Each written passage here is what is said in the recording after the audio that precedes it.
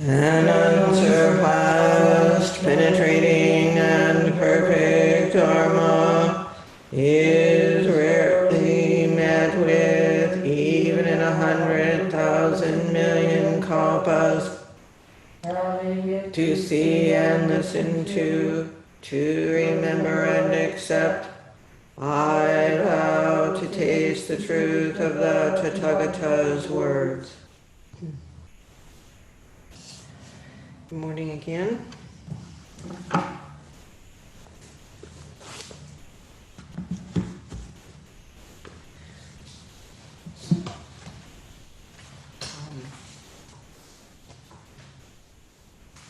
This morning,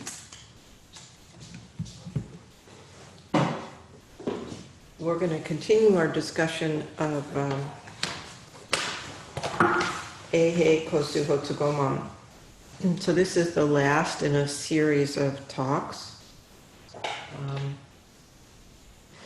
This is what we've been exploring is Dogen's expression of the practice of vow.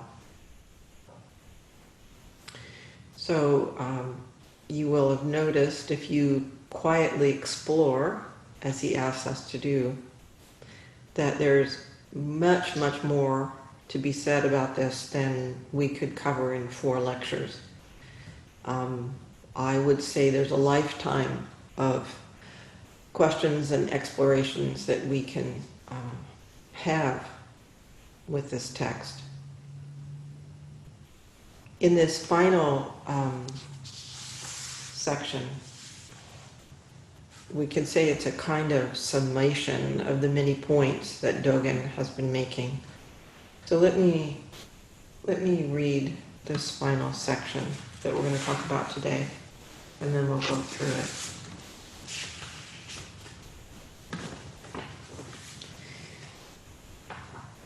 We ended up with the line last week, which I'm just going to have as a kind of crossover for today.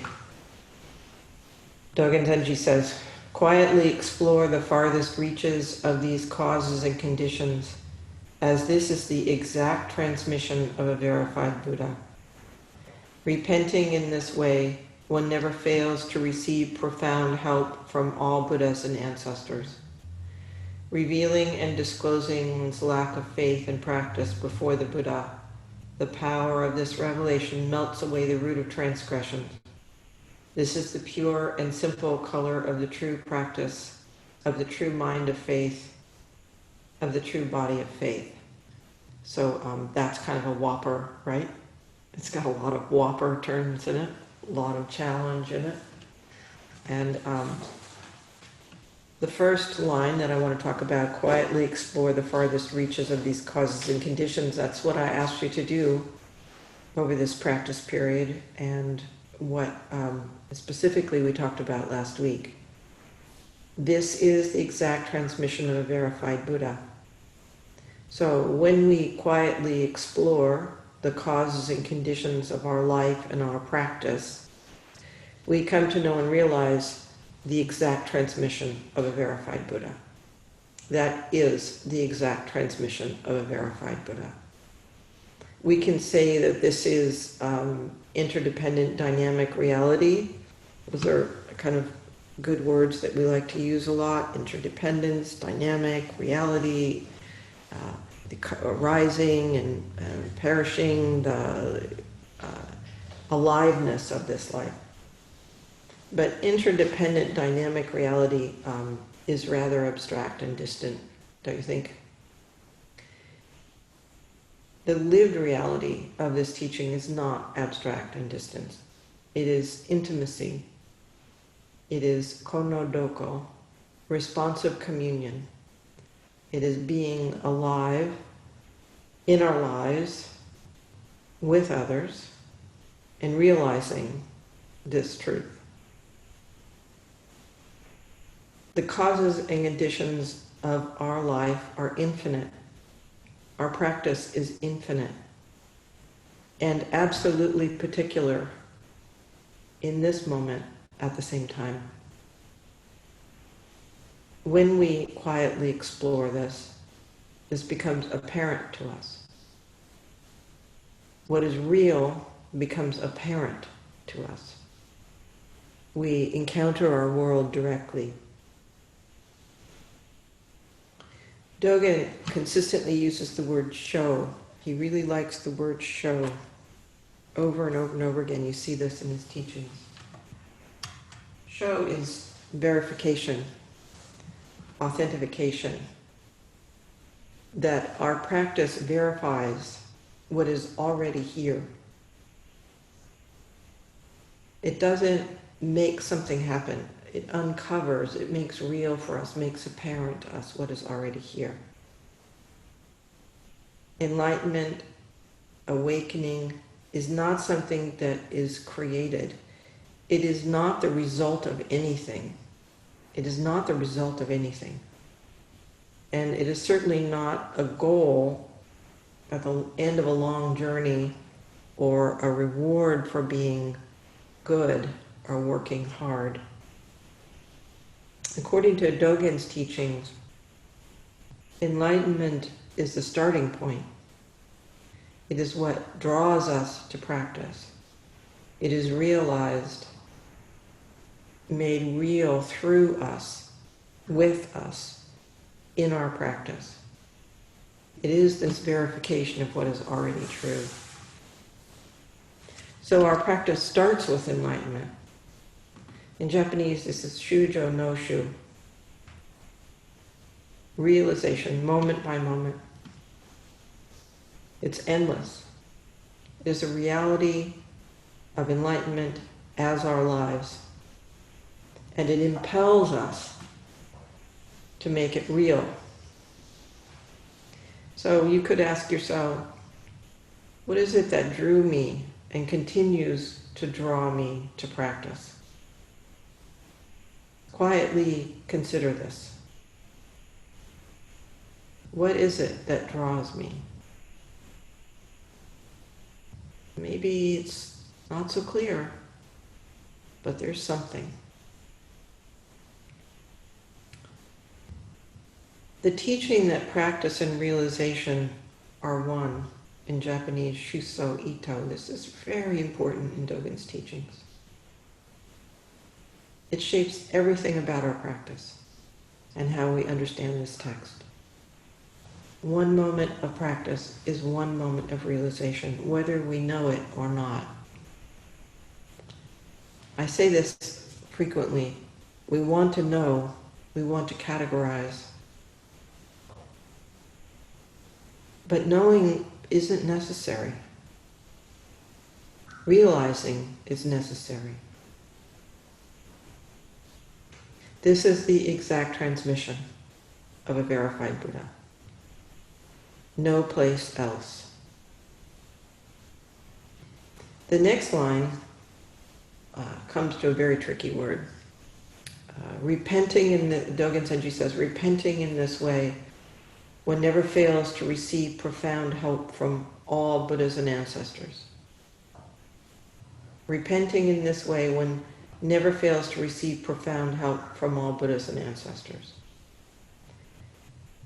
The word repent is a challenging one, I think.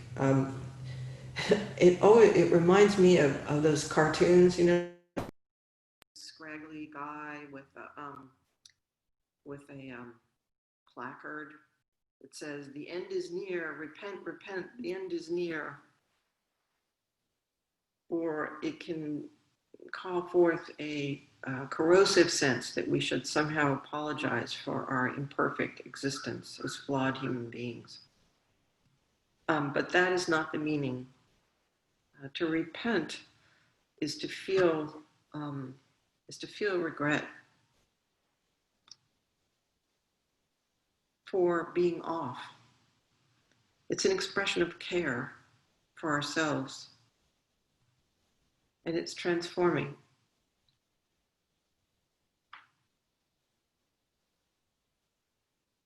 It's a recognition of our humanity and a clear-eyed seeing of our limitations. Dogen emphasizes this clear-eyed seeing repeatedly. We need to be honest Yamada Roshi says, honesty is the most important thing in the practice of Zazen. And this honesty does not stop at seeing ourselves, our limitations, our definitions, our narratives. If we're truly honest, we go deeper than that. And we're confronted with a different perception of who we are, a wider view, an expansion. We are honest all the way down past our definitions to the bedrock, which is that we are the arising of this moment with all beings. This is liberating honesty.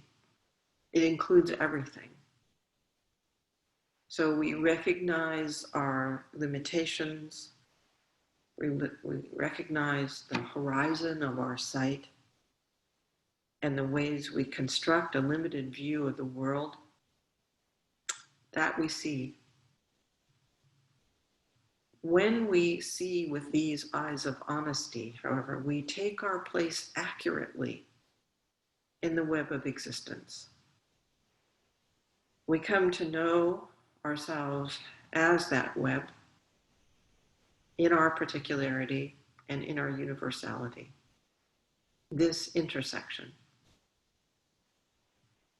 It's hard, such honesty, because it requires us to let go of our cherished notions, even the ones that can be corrosive. It asks us always to go deeper. In this way, we let go of toxic self-centeredness. We realize we are not the center of the universe. The universe is the center of the universe. We are a part of it. We are a fact of it. When we take this posture, the Buddhas and ancestors, all beings, support us to remember this identity, recall us to a way of life that is liberating, that liberates us from limited ideas and brings us alive. This places the whole of reality in the center of our life. This is a life of vow. It does not erase the self. It supports us to be alive as a self with all beings. I was reading a lecture recently by my teacher, Sojun Weitzman Roshi, and he put it this way.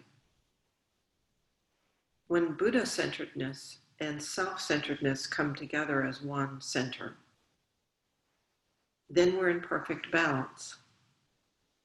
I don't know whether I'm Buddha or self. He says, Zazen, we say, is Buddha's practice, not self's practice. There is a self there, but it is not the self's practice. We let go of our self-centeredness and offer ourselves up to Buddha. Let me read that for you again. When Buddha-centeredness and self-centeredness come together as one center, then we're in perfect balance.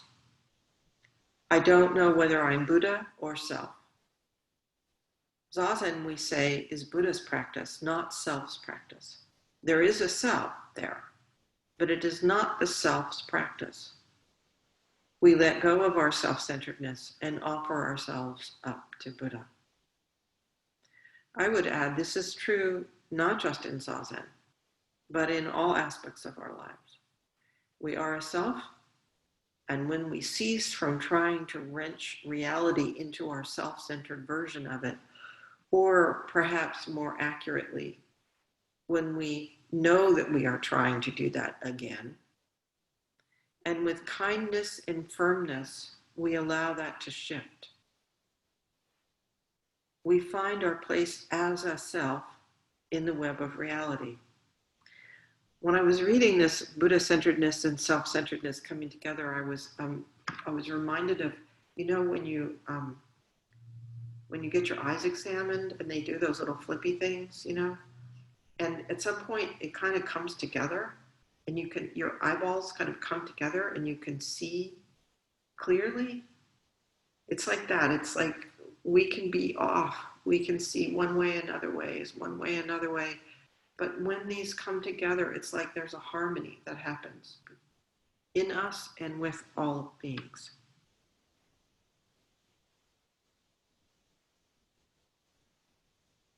This harmony in that moment is freedom from delusion. The last two lines state this again, and they also bring faith to the forefront. The lines are, revealing and disclosing one's lack of faith and practice before the Buddha, the power of this revelation melts away the root of transgressions. This is the pure and simple color of the true practice, of the true mind of faith, of the true body of faith. As Dogen said in the previous lines, we reveal and disclose our limitations, our humanness. We do that before awakening, before the Buddha, before Bodhi mind, the awakened mind. We do not hide or pretend to be other than we are. I think this is very important. Many, many toxic situations in and out of Dharma communities come from arrogance and its twin, the feeling that we need to be something other than who we are. We do that for fame, for power, for pulling together some scraps of self-esteem, for sense of protection, for many reasons. But this is a central part of delusion. We hide our flaws, our limitations. We pretend to ourselves and others that we are not who we are in that limited sense.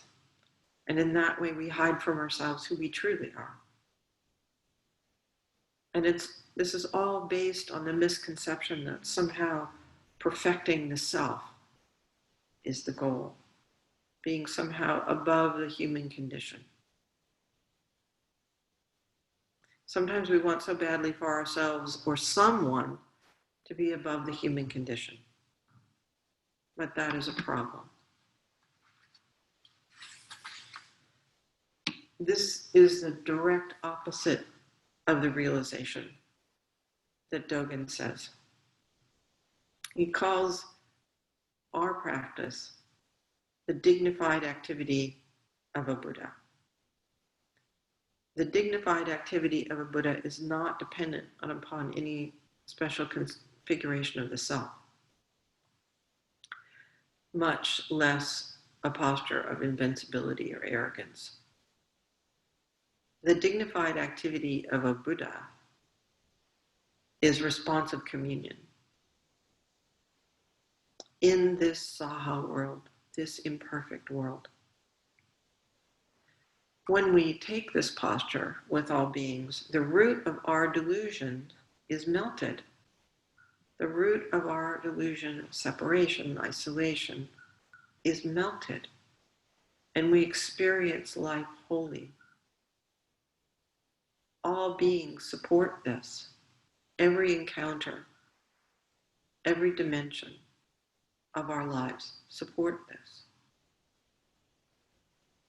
This is the activity of faith. Faith, Shin, is an essential element in Soto Zen. But I think it's tricky. It may not be what you think it is. There's a whole lot we could say about this, but I just want to make a few points today for you to consider.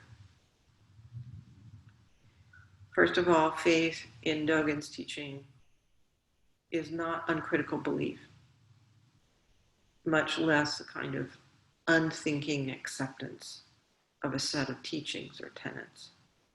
It is not blind faith. It is not a belief that if you do this practice, everything will go your way. I hear this sometimes from people, that if you practice, everything will support you, in the sense of you will get what you want. It is true that when we live with openness, respect, and in responsive communion, our world changes. Our relationships change. Things are very different. However, there's too much suffering in the world, too many people who live their lives with honor and caring and also live in great hardship for us to believe this slightly off notion.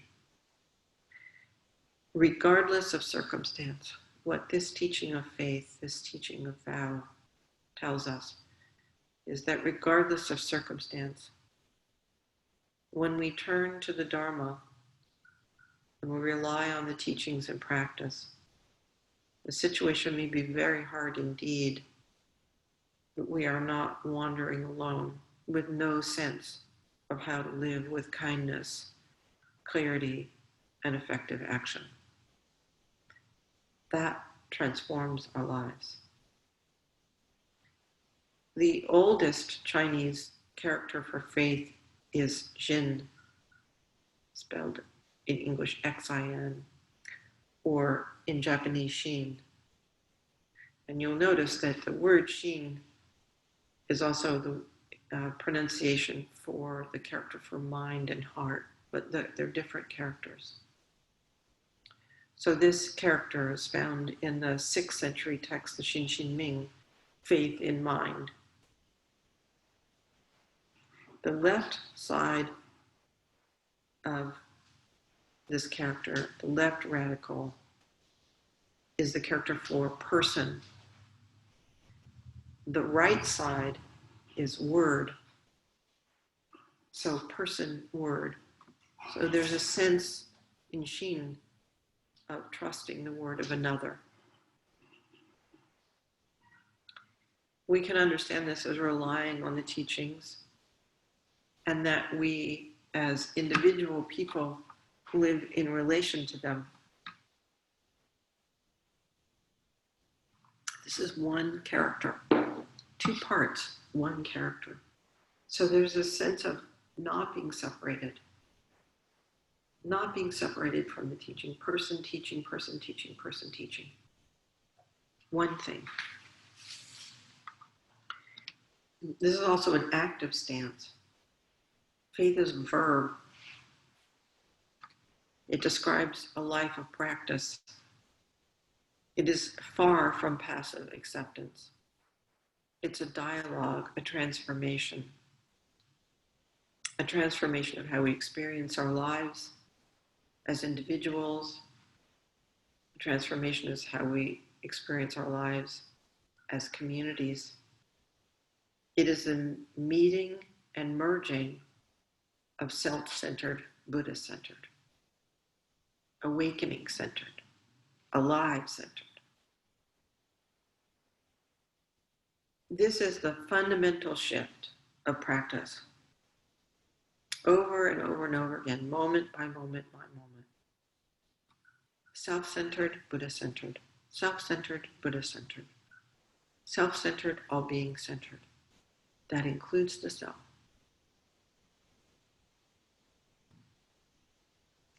It is a shift away from the belief and the habit of placing the self in the center of the universe, to awakening to the fact that the universe is the center of the universe. We cease in that moment to act on that misperception, and we come alive with all beings. This is the life of Buddha, the dignified activity of a Buddha. The wonderful teacher Kosho Uchiyama points to a phrase in Japanese that is a way of uncovering this for us. The phrase is Shin Chujo. Shin Chujo. Shin in this case is the character for mind and heart.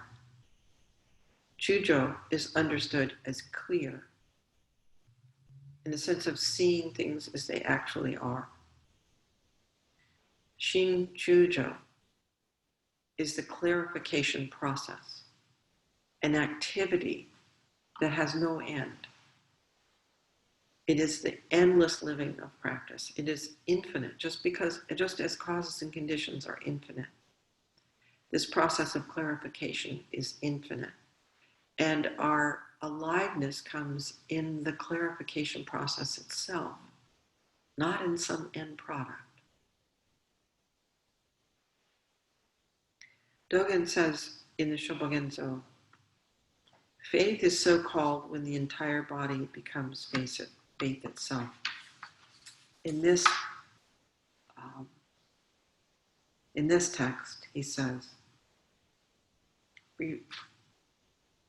this is the pure and simple color of the true practice, of the true mind of faith, of the true body of faith. Notice he's saying our mind, heart, chi, and our body. Faith is so called when the entire body becomes faith itself, becomes this activity itself, becomes this self-centered, Buddha-centered, this harmony, moment after moment after moment after moment. This is the life of Tao. Our practice deepens as we come to know in our bones this practice. Our practice deepens as we come to know in our bones this practice. In a sense, it becomes our bones. The practice, the faith, the engagement, the clarification process, the responsive communion becomes our bones. The vow becomes our bones. It's what gives structure to our being. When the entire body is the activity, the response, the expression of self-centered, Buddha-centered life. This is true and simple. A way of vow and a way of everyday life. Again, I like to think of the word true, not in the sense of true and false, but in the sense of true as in alignment. In alignment with reality. Simple in the sense of just this moment, nothing extra, this moment, this life, simple, direct, simple, this moment, in alignment. So, repenting in this way, one never fails to receive profound help from all the Buddhas and ancestors, revealing and disclosing one's lack of faith and practice before the Buddha. The power of this revelation melts away the root of transgressions. This is the pure and simple color of the true practice, of the true mind of faith, of the true body of faith.